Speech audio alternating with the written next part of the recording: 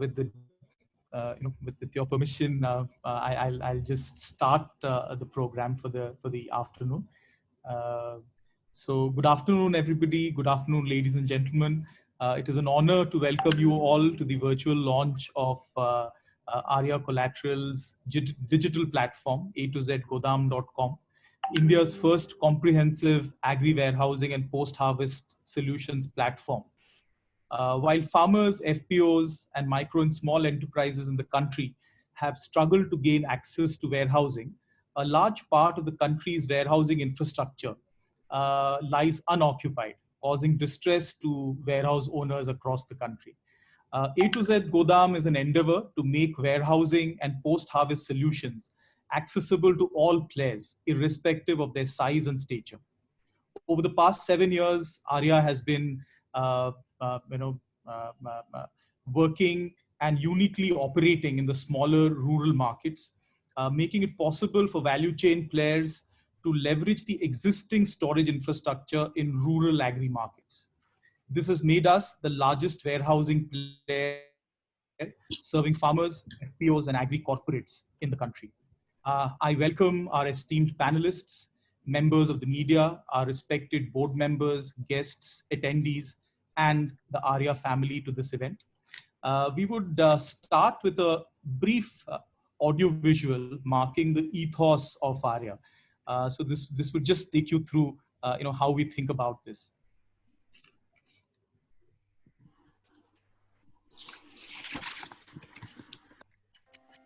Time, they say, is money. It is the beating heart of a rising economy. For farmers, this means the ability to sell their produce at the right time, at the right price, an option they don't often have.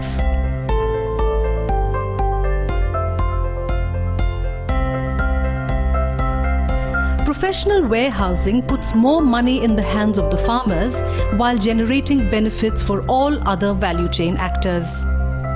Arya combines the strength of professional warehousing services with the empowering benefits of financial access. It provides comprehensive post-harvest solutions for farmers, their organizations, and agribusiness corporations. It has a unique focus on smaller rural markets. Led by a visionary leadership team, Arya simplifies agribusiness with reliable post-harvest solutions. Innovation has been the keystone of Arya's profitable business growth. These innovations expand boundaries of post-harvest solutions. They unleash new possibilities for all value chain actors.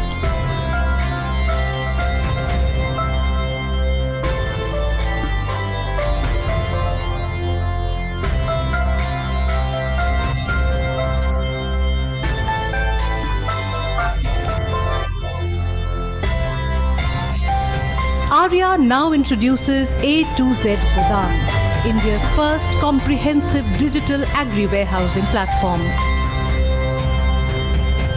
A2Z Godam eases discovery of agri-warehouses across the country. It enables improved and easy access to finance, logistics, and other post-harvest solutions. A marketplace of agri-commodities is integrated into the platform. Great harvest, but struggling to find access to storage and finance? Peak season procurement, but struggling to find storage and transportation? Want to sell your stored commodity at the best price? Invested in a storage facility, but struggling with low capacity utilization? A2Z Godam now comes to your aid at the click of a button. From a smallholder farmer to an agribusiness corporation, A2Z Godam meets the needs of all agribusiness entities. A2Z Godam will advance India's policy objectives in the post-COVID environment.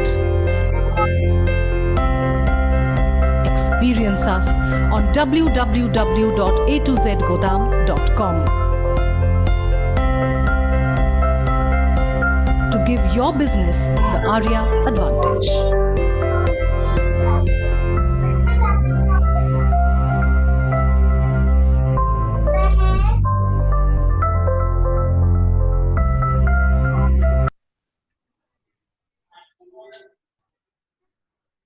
Thank you for playing this audio visual. This basically captures how we feel about this business, how we are guided in our ethos while we address challenges. Uh, I would now request our esteemed board member and managing director of Aryadhan Solutions, Mr. Chattanathan Devarajan, to please introduce the A2Z Godam platform to the audience. Thanks, Prasanna. Good evening, everybody. It's a great pleasure and honor to me to present the A2Z Godam, the complete holistic post-harvest solution to everyone. This is it.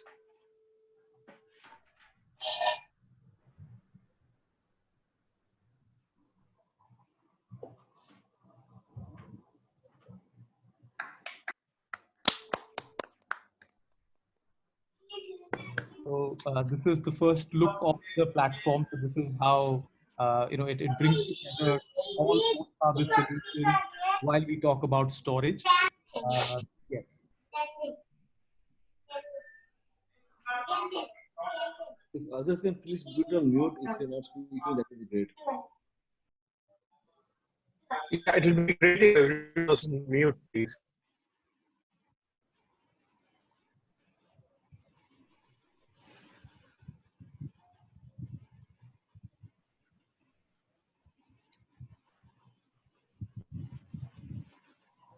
Good evening, everybody. Around democratization of agri warehousing and the way ahead in the context of some of the recent developments announced by the Government of India. It's my pleasure to introduce our moderator for the panel discussion today, Ms. Vaidehi Ravindran. She's a Vice President at Lifestone Aspada. Lifestone Aspada provides patient capital and business building support to early and growth stage ventures in sectors of food and agriculture, consumer value chains, essential digital goods and financial services, healthcare, education, clean energy, and mobility. As a senior member of the team, she leads the investments in the agri-tech and fintech sectors of the fund. Her deep understanding of this sector has not only shaped the core investment strategy of the fund, it has also influenced the policy narrative at the national and the state level. Vaidehi is an alumni of the School of International and Public Affairs, Columbia University. We are honored to have her steer the discussions on the topic. Over to you, Vaidehi. Thanks, Anand. That was a very generous introduction, I would say. We're all still working towards the same goal. And on the panel, we actually have folks who've spent a lot more time and have influenced a lot more of the several parts of the ecosystem. And I'm just going to quickly point to each of them so that they can quickly introduce themselves in their own words. I'm going to start with Mr. Arindam Datta. Again, very well known in the ecosystem, very well known to a lot of us in the context of agri and agri financing, etc. Sir, over to you.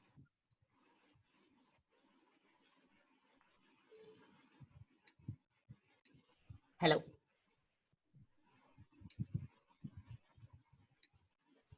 Do we have him? Yes, I think. Yeah. I actually don't see him. I'm here. I'll just switch off my video because I've had terrible problem with connectivity. No worries. Sorry about that. Yeah. So thanks a lot. My name is Arindam. I work for Rabobank. Just to introduce Rabobank very in brief, it's the world's largest bank in food and agribusiness, and it's also a bank, and we have a lot of interest in ensuring access to the farm.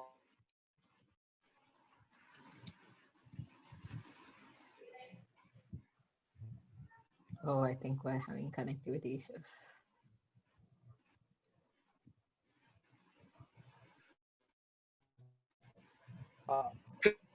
Speakers, I'm a problem. I'll try to fix and I'll come back later, please.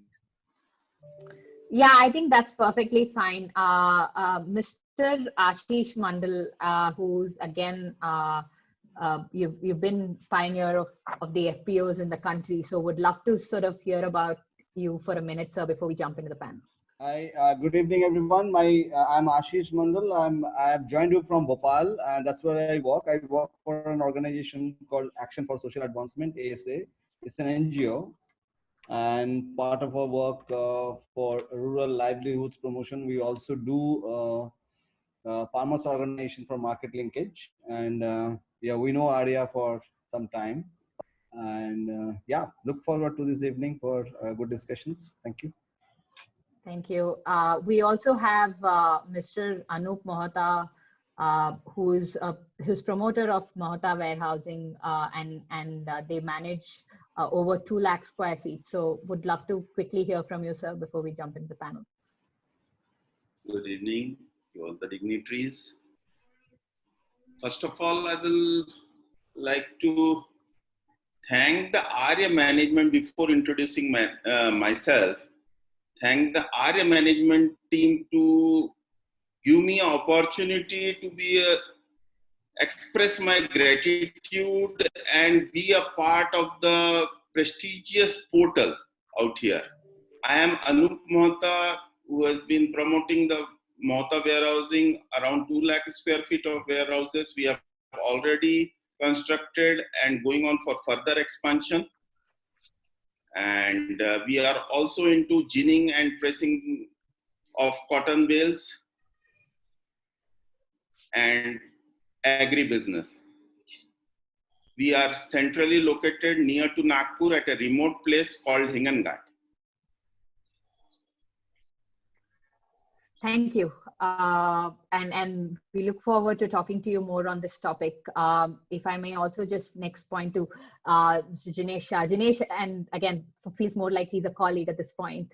We've worked together quite a bit as being co-investors in Arya, and also I think we're one of the few investors that are focused specifically on agri, them more than us, but would love to hear from you, Jinesh. Okay, thanks Vijay for the opportunity. I think good evening everyone.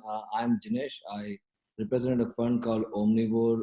We are a food and agri-business focused venture fund investing into Indian startups trying to disrupt the way agriculture works and hopefully help the Indian farmers.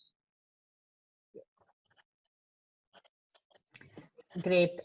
We also have Mr.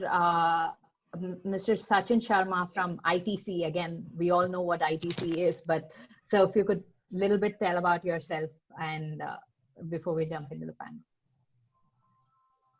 So I think my name is Sachin Sharma. I work for ITC. I handle channel operations, which include commodity operations, supply chain. Also, I'm taking care of projects like agri services, FNV, and a couple of other projects like dairy. And thanks to the Arya team for inviting me to share my thoughts and views, on this panel. Thank you. Thank you, sir. We also have Mr. Vivek Saraswat from Louis Dreyfus, again, a name that company that doesn't need too much of an introduction. But sir, if you could introduce yourself to the rest of us. Hi friends, I'm Vivek Saraswat. I'm heading the operations in the Louis Dreyfus company and working with them for the last 13 or 14 years. I'm a hardcore supply chain guy, worked for around 25 years in the supply chain. But last 13 years, when I shifted from a structured supply chain to agri-commodity supply chain, then I realized this is a big word. And there are so many things which can be done. And obviously, every day, some or the other player is trying to find out a different way to manage things in a slightly better manner. Because if we see in India, generally there is very less professional organizations to manage warehousing or supply chain or other things. And one period, most of the transporters become a supply chain managers or become a supply chain companies. But in agri commodity, at least the good part, there are 5-6 good players who are running the show, and they are managing the supply chain. So thanks to all the companies. And Arya, I know we started working with them when they started this company, and I know Anand for long back now, and Prasanna, and thanks for them to invite me for this discussion, because it's good to hear from everyone from the industry and share your views. Thank you. Arindam sir, are you able to get back online? Yes. I'm there. Thank you so much. And I've just switched off my video, please. So, No as I was worries. saying, I'm Arindam. I represent Rabobank, which is the world's largest bank in food and agribusiness. And we have deep interest in the entire supply chain, the agri supply chain. We have interest across the globe. And of special interest to us is on providing finance to smallholder farmers across the emerging economies. India is special among all these countries. It's because of the large opportunities that the Indian economy and the farm economy offers. And post-harvest financing or warehouse receipt financing and the logistics warehouses around that is also of importance because that has the potential to transform agriculture in the and the economy. Thanks. Thank you, everybody. I think we can jump right into the panel right now. The topic is actually democratizing warehouse storage, and in some ways that leads to the roadmap for A2Z Godam, right? Uh, and democratizing agri storage seems like an extremely tall order. And this is a country that produces one of the largest producers of grain in the world, right? And yet not as organized as most countries, which means we definitely have a big job ahead of us as a society, as a bunch of people working in the ecosystem. So I'm actually going to go along the supply chain to some extent and start with Ashish ji.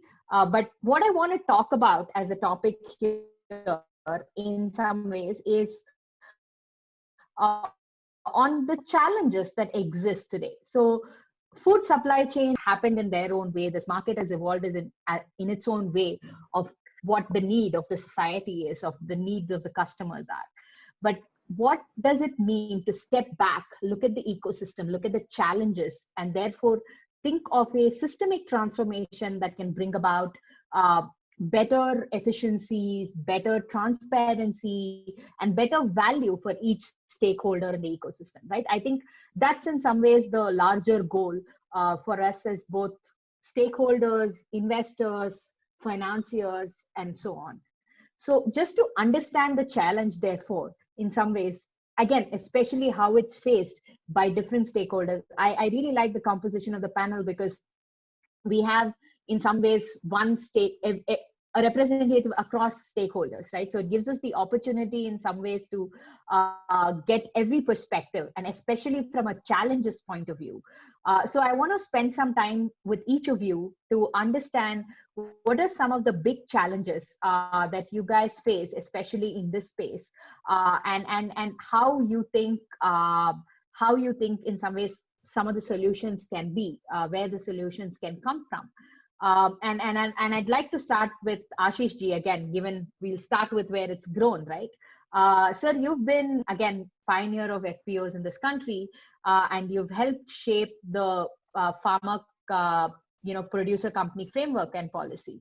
So, आपके हिसाब से, what do you think, where is in some ways the role of storage, and what are some ways the challenges in storage that farmers and FPOs and everybody faces today, that you think can be solved, again, in the new world that we live in, where there is a lot more of technology, there is a lot more information that flows, etc., right?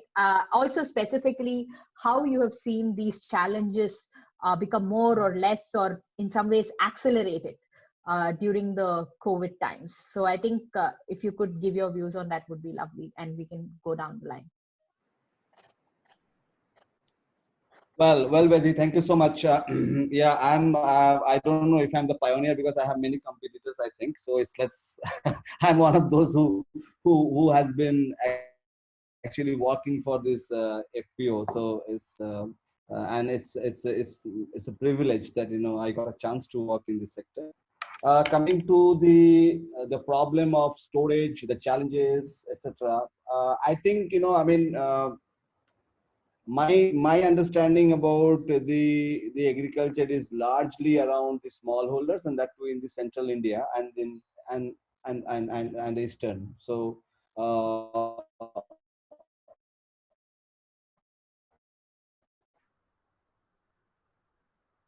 in no way I'm trying to. Normally, the storage is not. I mean, it's not most of many of our farmers, they do the storage, post harvest storage, because they just simply can't do it. The storage is actually the prerogative or the area of those who operate right from the Kasbah level to the block level to the district level. Basically, the traders, small traders to medium traders to big traders, they basically take the advantage of the storage because they can also take the risk. They have the risk absorption capacity, which the farmers don't have, unfortunately. Um, even in the FPO segment, if you see, even FPOs are still not in a position to store in a large quantity. They do store, what they store actually is the seed. I mean, in our case, a lot of our producer companies, they store seed because by virtue of it, they have to do it for about 6 or 8 months, then they process and sell it. But if you talk about the normal commodities, they seldom actually store it, because since they also cannot take the risk of storing it and play it according to the market situation. But coming to the point of this, the challenges around storage, and for which I think this initiative is going to be going to add a lot of value, is that we really don't know, or at least in the rural areas, there is no proper information in terms of the demand and supply for the storage space. And I believe that this software is going to sort that out, if implemented properly. Or lot of the go down owners, they voluntarily come into this platform. Because we have seen a lot of smaller warehouses which are a bit interior, or which are not on the main road. They tend to lose kind of money, because they just cannot sell the entire space of their warehouses. Recent times, because of this aggressive government procurement through the MSP and all, I mean, we see a lot of these warehouse spaces are now purchased by the government in advance, and they use it. Nonetheless, this particular application, as I said, if properly implemented, it will actually help in terms of those who want to buy, they would know at a click of the mouse, and those who want to sell, they also know where to sell, and basically they will be relieved of this kind of stress that they have, and the investment that they have made. Having said that, the challenge also going to be that any aggregation is good, but aggregation also comes with a cost. So at this moment, this is very, very informal, unorganized sector, and it runs on trust and so many other things. And it is also, in a way, we'll say it's a very unprofessional sector, etc. But they run it on trust, and they're also very cost effective. I know about warehouses. They sell their spaces as cheap as like 5 rupees a quintal per month, or even less than that. Even places like in Bihar, I have seen people are selling warehouse spaces per square feet 3 rupees 25 paisa per month. So this aggregation, the challenge is going to be that whether this aggregation, professional management of warehouse, etc., is going to compete with that kind of price, and that's where comes the efficiency and all other things.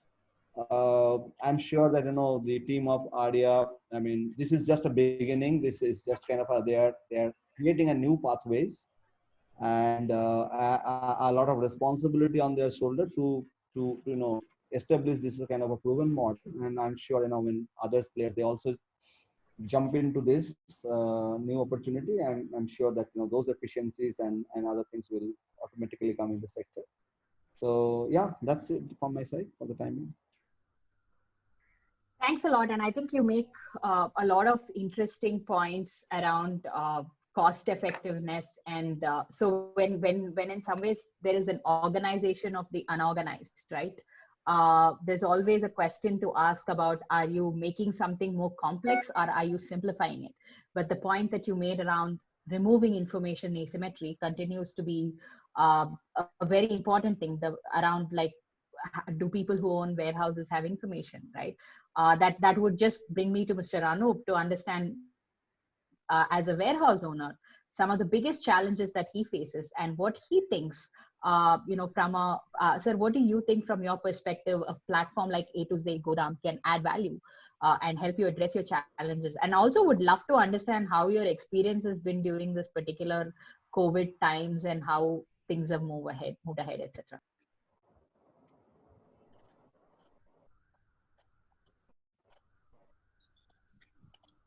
Anupji, I think, can we hear? Yeah. Could you please repeat the question? I was a bit disconnected from. No worries, no last worries. 2 minutes. So yeah, just wanting to better understand, as a warehouse owner and operator yourself, in some ways, what are some of the challenges that you have faced in an informal ecosystem where there is obviously an information asymmetry, etc. In addition to that, there's also been like obviously increased stressed around the COVID times, right? Around COVID times, and how has some of that manifested, and where do you feel a platform like A2Z Godam can add value for you? Well, when we stepped into this business, the first few challenges which we faced was correct selection of location, then volume of investment for the construction, getting approvals from DDR, WDRA, cotton exchange, and so on.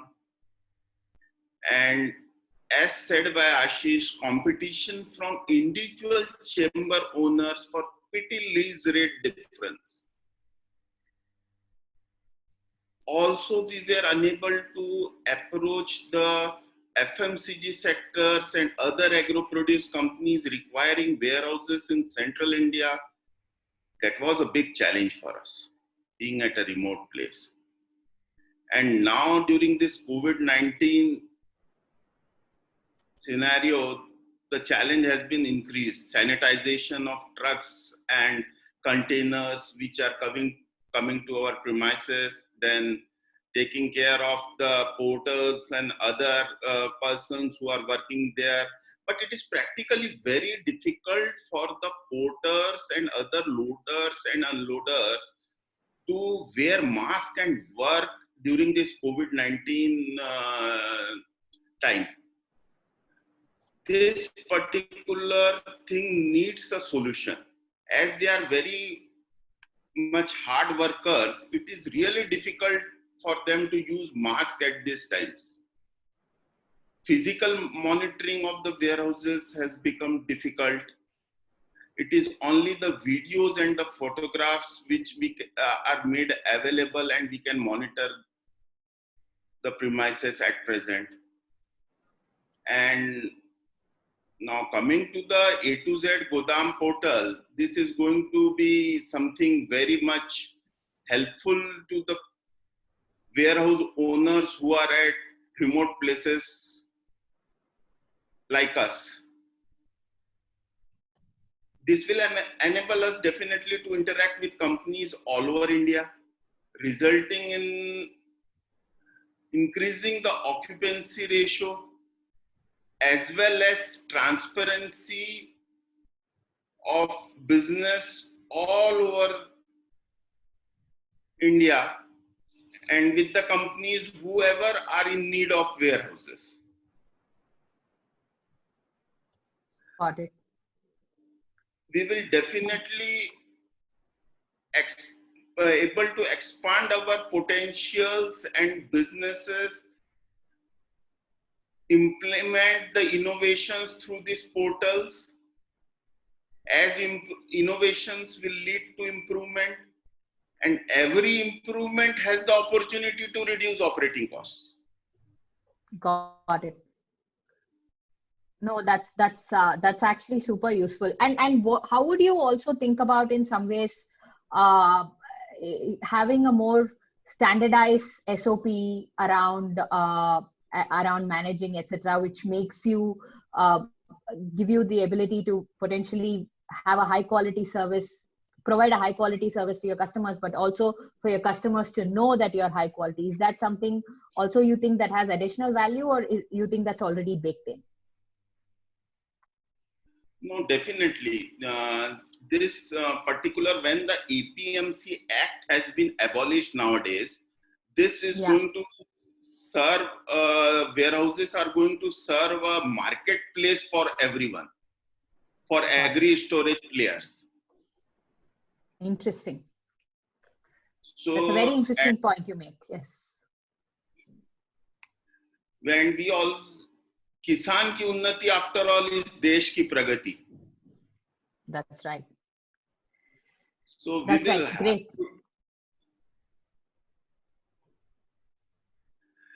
I would suggest that promoting companies should approach individual warehouses owners only after the warehouses connected to the portals have been exhausted.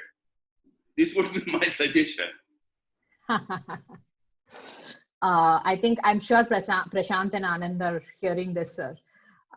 So again, given this was one side of the supply chain, I want to sort of talk to the other side of the supply chain, which is we have ITC and Dreyfus here, right? So Vivekji, I'll start with you. How are you guys, what were the challenges that you guys are facing? And I would especially ask you this, given you're more of a global player as well. Where do you see specific challenges in India compared to some of the developed world, and in some ways therefore room for improvement also, and especially in COVID times?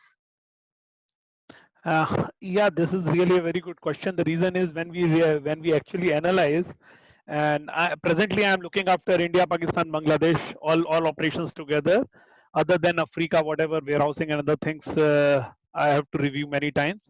So I see many times that Indian warehousing conditions are much worse than the country like Pakistan also. The quality of the warehouse in Pakistan is much better than what India has, the standards terms. So, but we see in India, we have all kind of warehouses. We have high-end warehouses. We have typically low-end warehouses and very cheap warehouses. Because in last 12, 13 years, we tried to build some warehouses many times. When we do the analysis, it is always loss-making combination for a company like us, because we see people has many people. I'm not saying Anupji that it is you or someone, but in many cases, people has their land. They have black money that needs to be invested. They build the warehouse because government is giving subsidy. So left, right, center, without looking the uses, without looking where it is actually should be. If I have a land, I have a money, I have to invest that money, make the warehouse. And second is we do not have any structure where we have a complete list where we have a capacity. We know where the CWCs are available, central warehousing. We know where the state warehousing are available. We know the FCI. But if you talk about you know the space, no, we don't know how much space, private space we have.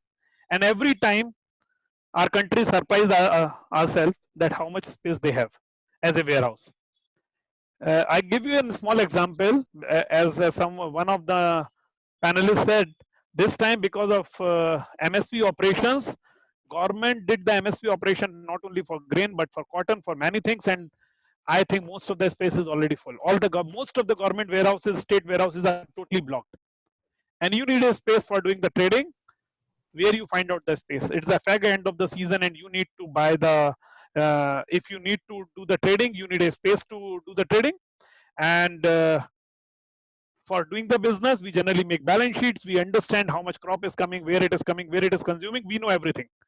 But if we talk about the space, we can't do the trading because we have no idea how much space we have as a country. So only the government space we know, which is controlled by government. Private space, we have some relationship, we know. If you ask the offers from the service providers, they come up with some operations because neither you can disclose what you need, nor they tell what is their capacity. So there is always a gap. And I'm giving an example in the one small state when we did the analysis, we find out more than 2 million, 2.5 million square feet space available for the business, where expectation was it is very hard to get any space in the new small state where we need to do the business. So these kind of portals, these kind of things actually make more transparent for decision making for business, and give a flexibility to find out the space in a right perspective. On the other side of the business, on the other side, if you see from Mr. Anoop's side, people has a space but they don't know how to sell it, because they have no idea where the customer is, who needs it, when it needs, what is the price. Especially if you see in the pandemic time, as I was telling you earlier also, I think it was 5, 6, 7 years later, we expect that everything will be online. We are talking online rather than going to offices.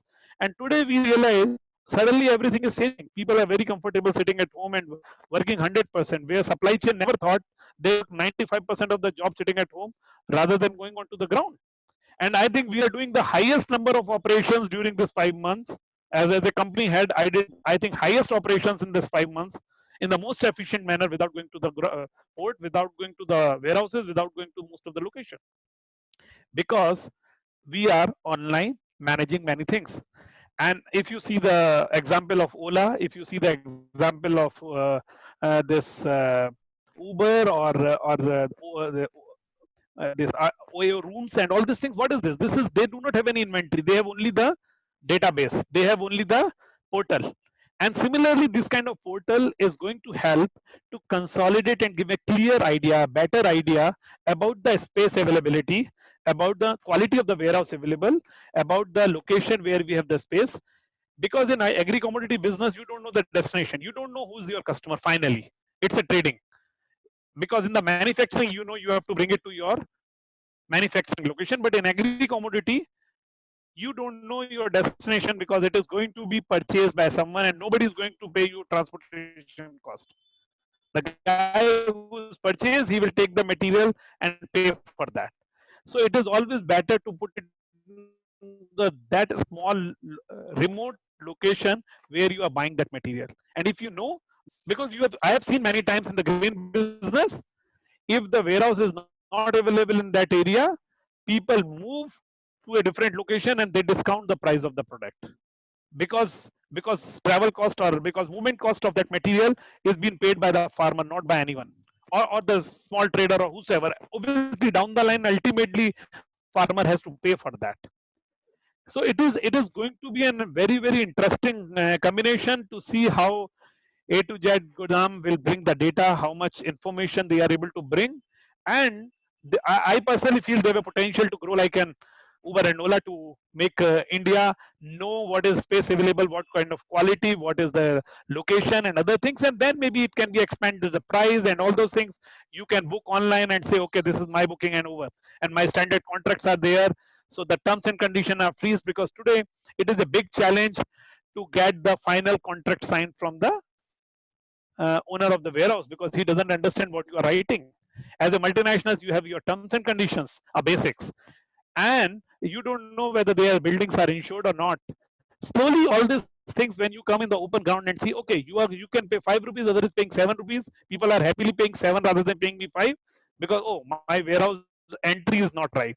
Okay, my gate size is small. Okay, the problem is I do not have a proper signed contract capability. I do not have a insurance clause or insurance confirmed in my portal that okay, my warehouse is insured. So many things is going to change with the time with this. That's the Yeah, way I think and I perceive. I believe that's potentially right. And Sachinji, you guys at ITC have in some ways, uh, as a company, been pioneers of a lot of these models, including e-Chopal, etc. Right? You've tried and worked through several ways to deal with the agri ecosystem in terms of both the farmers, the storage, the grain, to a lot of things.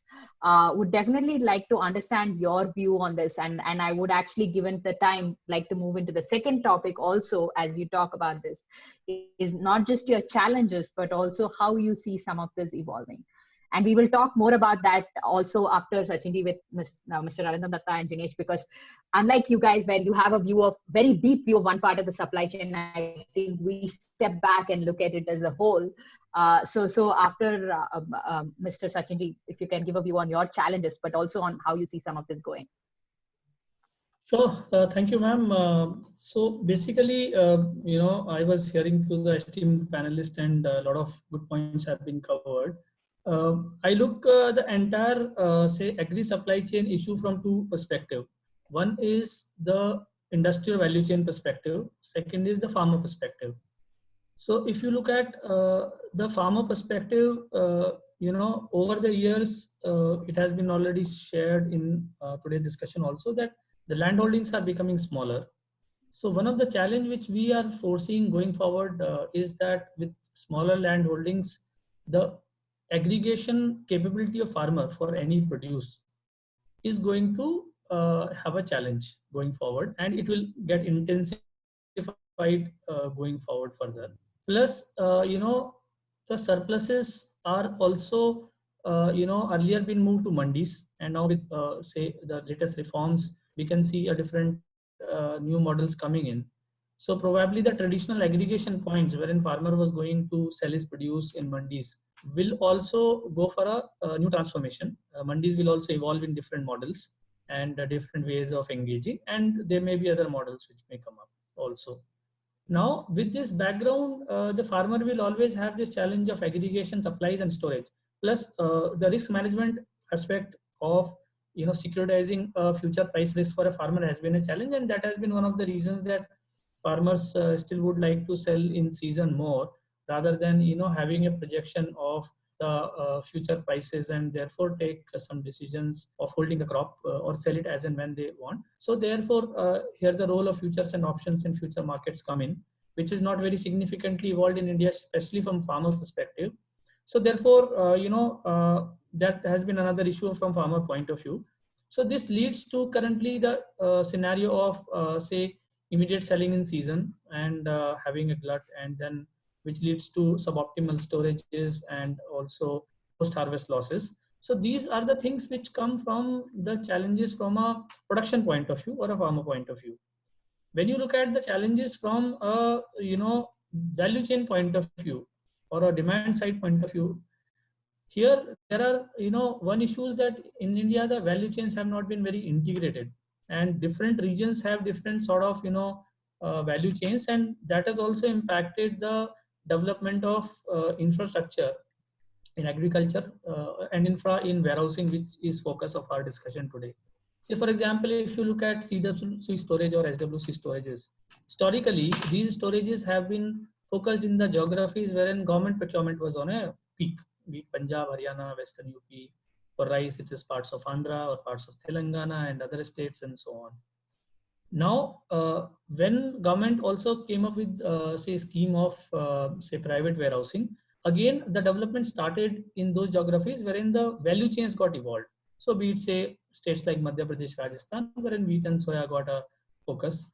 And of late, a very good example how the value chains can actually transform agri infra is say example of state of Bihar.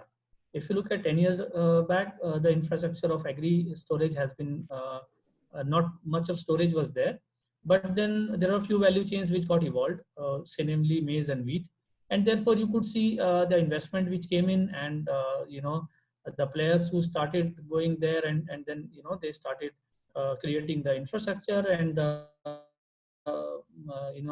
industry players, many of them who have been into these end use sort of uses for these crops also reached there, and the entire ecosystem got evolved, and therefore now the status is far better than what it was a few years back.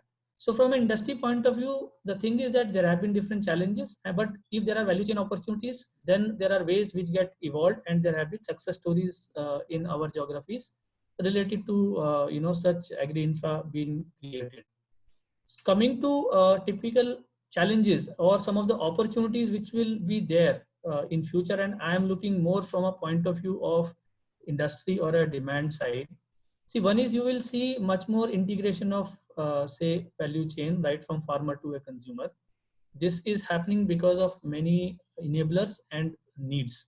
If I talk about needs, today the consumers are getting much more say aware about food safety, about the kind of raw material which will go into any FMCG product which they would like to buy, or the fact of sustainability. Even the export customers are quite say conscious of this fact.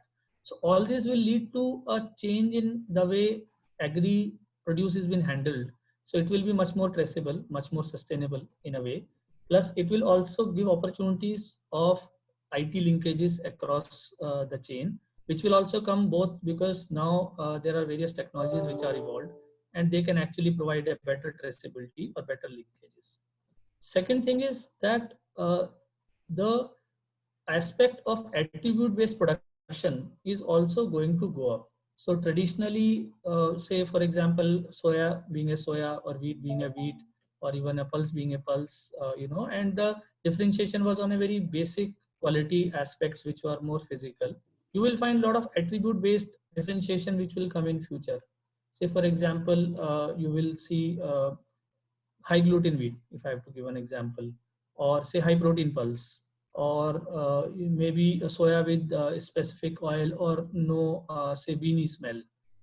And similarly, if you talk about FNV, which is not our focus today, then all these aspects further get, say, much more in demand. So this will lead to, say, production getting aligned with what is required, and different models of crop development, backend engagement will come into place. Now, all this will also need change for, say, agri infra to cope up, and therefore, there the need of maybe aggregation will come into play. So when we look at aggregation, again, aggregation can be from a point of view of industry, which is like, for example, one of the example has been presented today, aggregation of warehousing space. Another thing can be aggregation from farmer point of view. Where do farmer aggregate? How does farmer stock store is produced? How does farmer also take a decision when to sell, to whom to sell? How does farmer also link, with platforms like enam? So with now the movement of FPO coming in, and I'm just now merging some of the opportunities with the challenges or the realities, with say the new government reforms of and then new policies in the space of FPO, linking enam with say WDR accredited warehouses, and then FPO linking with this. So some of these policy initiatives will give a lot of opportunities to industry players to play a very active role into this space. And warehousing or agri infra, which I call it, not exactly warehousing, because not only it's about warehousing, it is also about the quality aspect. So that will going to have a very key role. So I see a lot of new models emerging going forward, which will have linkages from farmers to storage, to have a quality testing, which is not only physical, attributes, but also maybe more inherent attribute of the crop. Then also a lot of trade happening onto this, and I think infrastructure has to align with this kind of requirement, and players will have a lot of opportunity in this place to play an active role and leverage the change which are happening on both the sides. Got it. I know. I think that's super useful. So I would like to, in some ways, at this point, sort of step back and also, in addition to looking at the challenges, look at the larger vision and where we see the space going. And in that context, I would like to also understand this point of view from both Arindamji and Jinesh, because as both people who fund and people who've looked at this space as both investors and financiers, right? We have a step back, higher level view, and from where, again, having seen this over the years. So Arindamji, I think we've talked through the challenges in detail, but also in some ways, where do you see this going, right? Because from what I understand, right, there was a view of how the space will evolve 10 years back, right? And I wasn't part of the ecosystem then, but we see that dream being realized in steps. And from what I have seen, as much as COVID has created a lot of damage, it's accelerated the process also towards a more organized, more digital future. But also, how do you see some of this vision panning out? And how do you see sort of A2Z Godam or models like this in that context?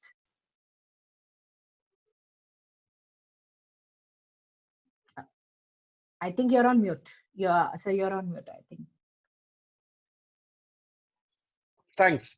I think the key part of the new initiative is technology. It's imbibing technology. And as people have referred to information asymmetry, what it does, and especially from a financiers viewpoint, is it increases transaction cost and risk cost.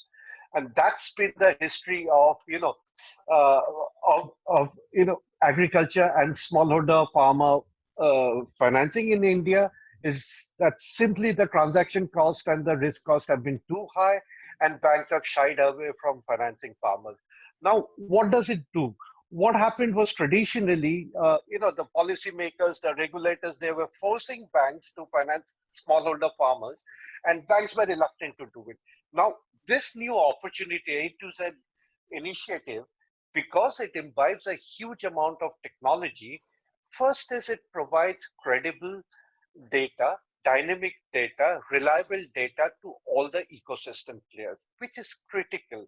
Now, once it provides that kind of information, what it does is it kind of links the production base to the markets, as was explained by the previous speaker.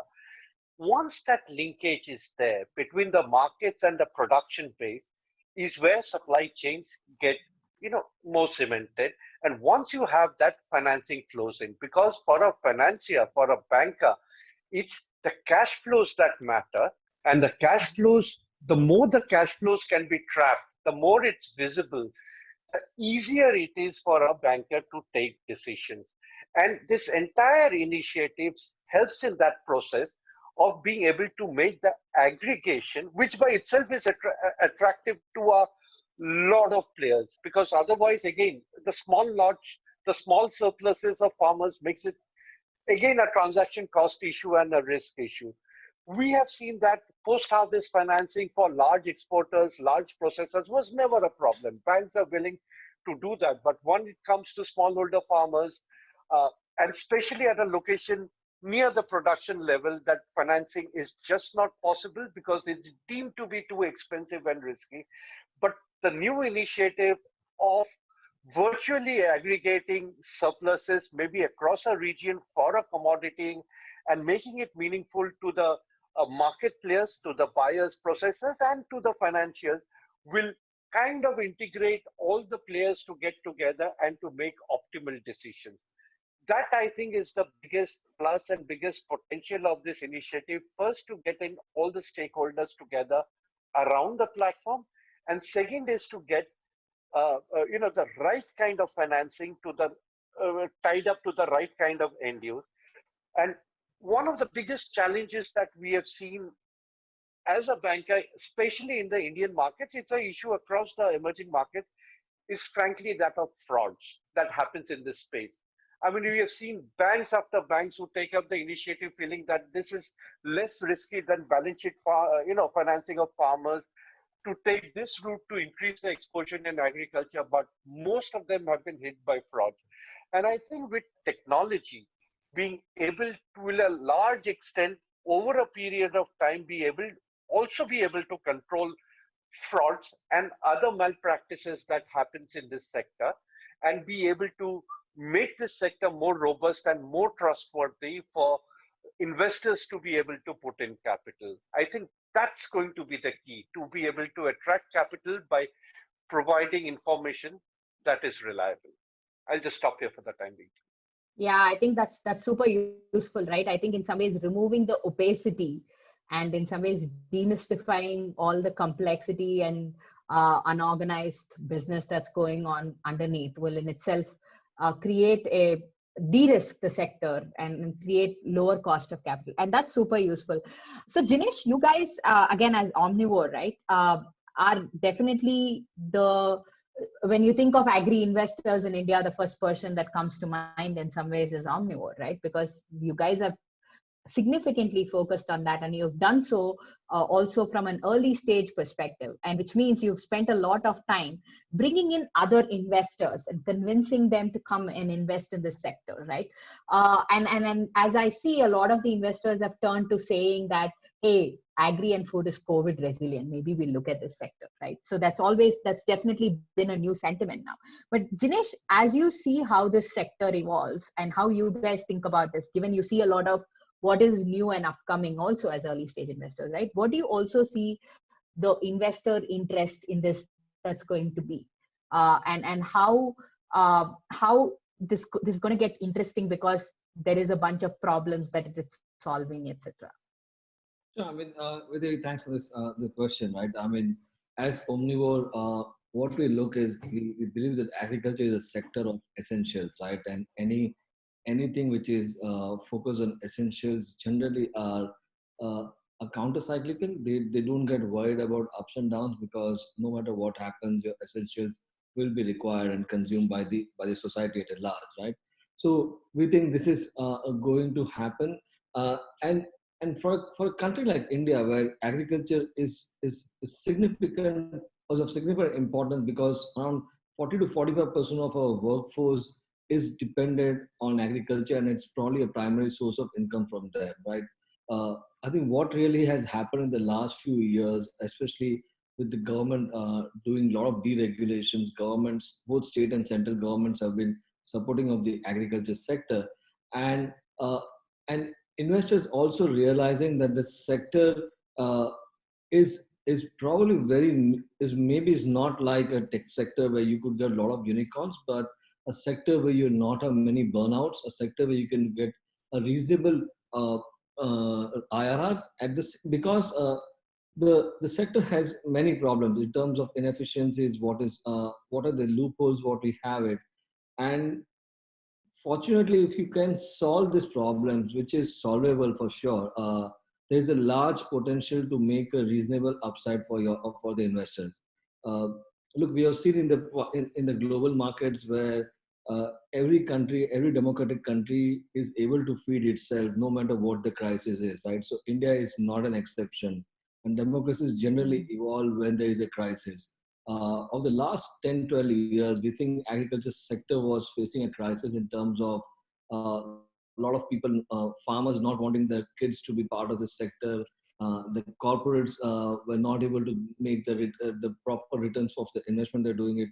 Uh, at the same time, the government was not sure how to solve the problem of farming sector, right? So, but fortunately, like every crisis, agri sector is also getting solved, and the COVID has shown that uh, with this crisis, when the world was worried about it, this sector was resilient, and people have been able to come out and find a solutions for the same. So we think the sector as a whole is continuing, is hoping, we hope for the sure that the sector would continue to see a significant growth and interest from the investors. But I think it's also a time where the existing stakeholders of this sector will also have to evolve, right? Uh, we have been creating a lot of warehouses across the country because of subsidies given by the state and the center, right? But quite a few of them were inefficient because they are not optimally used. I mean, a lot of people who wanted to store warehouses wanted space, were unable to get it, and people who had warehouses were not sure what to do about it. I think this, because of such events like COVID, where a lot of people have been forced to go online, uh, we see this has really accentuated the momentum of which of the momentum in which where the you will see a lot of people adopting technology, especially farmers, and which in turn will overall help the value chain. So I think really from my perspective, in the next few years, we will continue to see more and more interest coming from the investors, and hopefully we'll be able to create some significant solutions for the stakeholders. Yeah, and I think that's a great hope that we all live with, and hopefully that comes true, right? So I understand we're sort of approaching to the end of the time, and maybe we've grown over just a tad. I'd also like to see if any of the audience wants to post questions on the Q&A section that we can address over the next 5 minutes or so before we move on to the next section of the event. But I don't see any particular questions, but if you guys want to take the time to quickly write it, I would just very 20 seconds each, 30 seconds each, want to go around the table with our panelists and ask them if they had to ask, or if they have to ask something of A2Z Godam, what would that be? Or what would they wish A2Z Godam did? Because we are also new as a platform, and we would love to understand what you guys want, right? In some ways, given all of you are important stakeholders. So again, I'll start with Ashish ji and very quickly go around the table. If we can take like 20-30 seconds each, if that's okay. Ashish ji.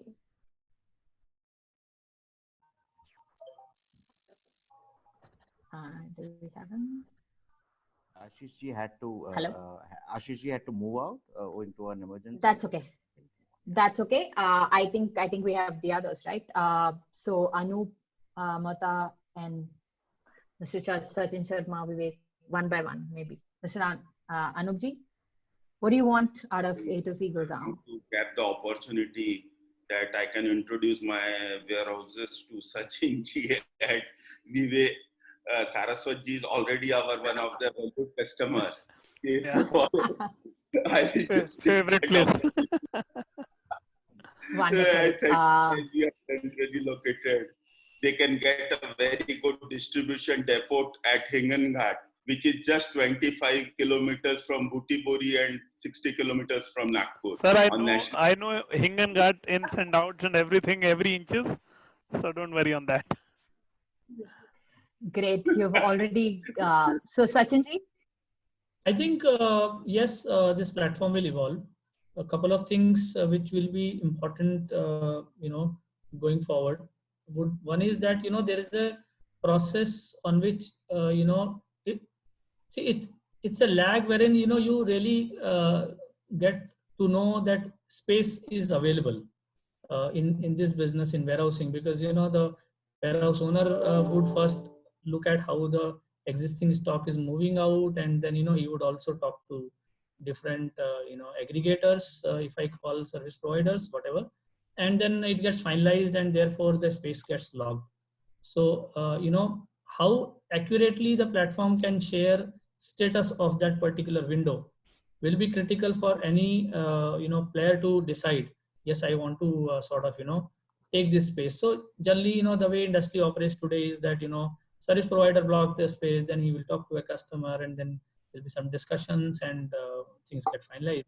So vis-a-vis that, when it is automated, how technology will take care of this aspect would be one thing which I think will get evolved, but will be important, because if you spend time and energy and the space is available, by the time you really realize that I've made up my mind, but space is not there on both the sides. I'm saying it can be from a side of a customer, it can be side of a warehouse owner. So that's one point which comes very to my useful mind input, and I think that's potentially definitely useful input for the Arya team to incorporate as they build out this product. Sir Vivek ji? Yeah, basically this is one of the most important part, because if the list is there and that list has no meaning, then obviously the portal has no meaning. So that is one important part. The other important aspect is, as I was telling you, from any traders or anybody's perspective, they want to understand how the warehouses is. So there should be a proper photographs.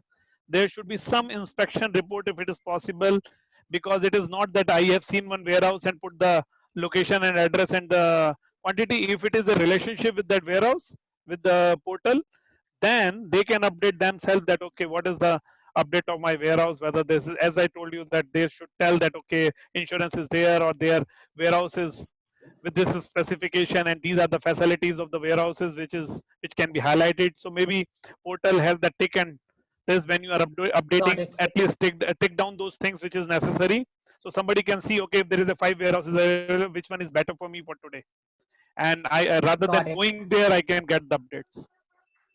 You can also potentially have like a compare function the way Apple has in its website. Yeah, how do I exactly. compare 3 warehouses? Yeah. No, fantastic. So Arindam sir, as a financier, and how you look at it, and also potentially from the platform, what do you see in some ways from a feature to from a long-term view, how you think this should evolve? What do you want to ask of the Arya team? Yeah, so what my ask would be is to understand the impact and of the early successes. Impact at the farmer's end, whether the farmer is having access to better markets, whether the farmer is prevented from distress selling, and whether the farmer is getting finance at a reasonable rate for the commodity that he or she has stored. That's at one level. Second is from the market participants, from the downstream players, as to whether they have access to better kind of commodities so that they can plan their purchases and they can secure the supply chain for different commodities.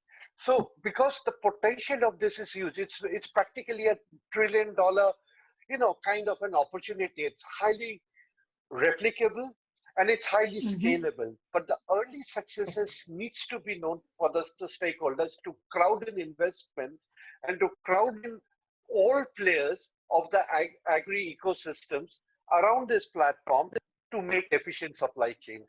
That would be my wish, that share success stories for all parties. Got it. No, that's super useful. Jinesh, notwithstanding what we want out of the team as investors, just by being an agri investor in the ecosystem and knowing some of the other stakeholders, what do you think from a feature, from how this should evolve? Yeah, I mean, from the feature perspective, I think in addition to the warehouse discovery, if it can help in the quality discovery as well as the price discovery for the various commodities, I think that would be great. No, that's again, yes. I think we also have several other things we separately from an investor perspective, but just as a Anand, Prasanna, Chetanathan sir, and the rest of the ARIA team, I think you guys really have your work cut out for you. I think we've used this session to, in some ways, understand and the various challenges which presents to us, the various opportunities for us to be able to help and bring together the stakeholders in the ecosystem, and especially with what we understood today was with the APMC laws changing, and it provides for a service like this to truly help in the transformation of the sector, and it's in some ways the first step towards that. And I think as a country, it's a very important enough sector for us to focus and build something large out of, and you guys have your wish list from your stakeholders in some ways. I think specific questions have been answered. Given there are no other questions, I would like to thank all of our panelists to have shared your views and to have shared your experiences and have sort of in some ways help us set the stage as we launch this platform at A2Z Godam. And I would now like to hand this over to the ARIA team to sort of set it up for the next part of today's event, which I believe is a press meet. But Prasanna, Anand, all yours.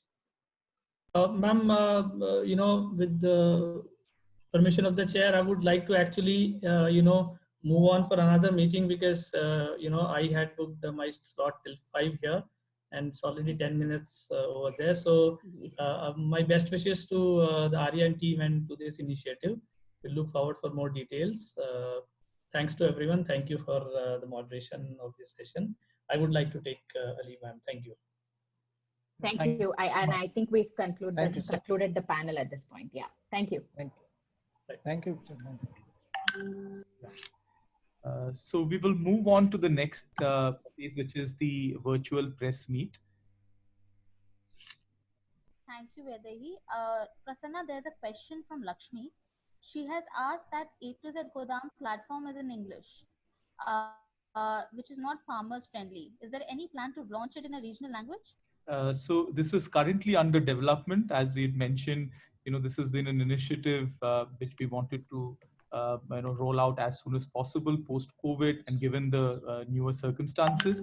So in about a month's time, we would have the vernacular site also ready and up before the upcoming Kharif season. Okay, and there's another question. She has mentioned that how many warehouses are listed on the platform at present, and what all states are they located in? Yeah, so here we have about 2,000 warehouses, aggregating about 30 million square feet of space, covering 300 districts of the country as we speak. Today, the process is that we've had some overwhelming response from warehouse owners across the country, and we believe that by September, which is by September end, which is when the Kharif arrivals would begin, this number would be almost about 3,000 warehouses. This particular slide just gives a little bit of an idea of the current reach of the platform.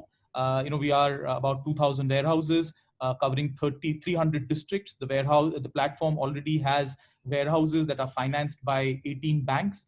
Finance is an important part of storage, and each warehouse, as the esteemed panelists mentioned, each warehouse actually has a description of itself in more than 100 parameters, covering each and every aspect of the warehouse. As I think Mr. Saraswat was mentioning, that it should give details about the inspection of the warehouse. So that's exactly what it does, covering details of how far it is from the mandi, how far it is from the rake point, what is the detail of the weighbridge, whether the weighbridge is calibrated or not. So it has very, very detailed information about each and every warehouse. Also gives information on which are the banks which would finance against stocks that would be that are kept there. The warehouse also has an inherent inbuilt marketplace, which allows the stored commodities to be listed and sold through the platform, where we have multiple players who are already there on the platform. So currently, as we speak, there are close to about stocks that are close to about 2.5 million tons of stock, which are stored through this network of warehouses, enabling finance of over 2,000 crores. The platform also has 76 service providers, which are basically including local transporters, including preservation and fumigation agencies, including insurance service providers, which enable other aspects of storage. Thank you. Is there any other question anyone would like to have?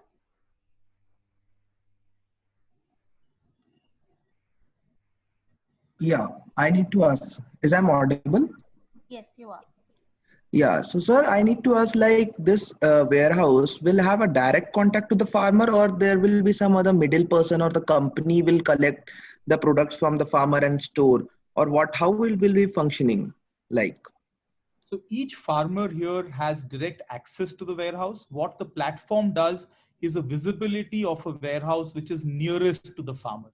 The objective is to make sure that each and every individual, each and every entity has equal access to a storage facility and equal access to finance, which is extremely important to enable storage and all other post-harvest services. So, the basic objective of the platform is to directly connect farmers, FPOs, smaller entities, and larger corporates to different service providers on a single platform, with the assurance that ARIA brings in. So we would basically be certifying each and every warehouse, certifying each and every detail that is mentioned about the warehouse. So when I say there are 2,000 warehouses listed on the platform as of today, this means that these are 2,000 certified and verified warehouses. Each and every detail which is mentioned about the warehouse has been verified by us. Okay, thank you, sir.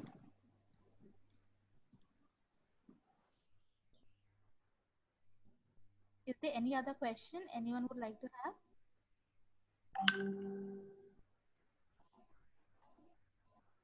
Okay.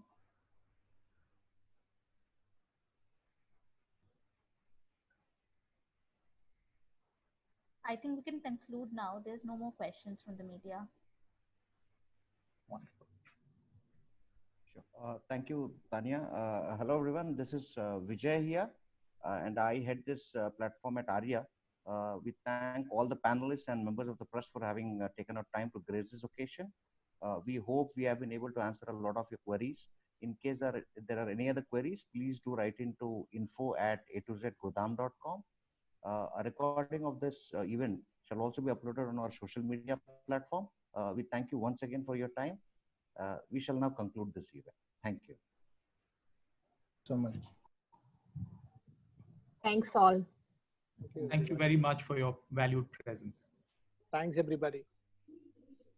Thanks, everyone. Thanks, Prasad.